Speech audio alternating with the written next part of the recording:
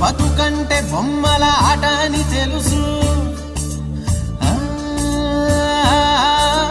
కథ అని తెలుసు, కథ అని తెలుసు, కథలన్నీ కంచికే చేరునని తెలుసు. తెలుసు తెర తొలుగుతుందని, తెలుసు తెల్లారుతుందని, తెలుసు ఈ కట్టె పుట్టుకుమంటదని, తెలుసు ఈ మట్టి మట్టిలో కలిసిపోతదని. ఇన్ని తెలిసి రకాటంలో పడిపోతావు ఎందుకని? మాయా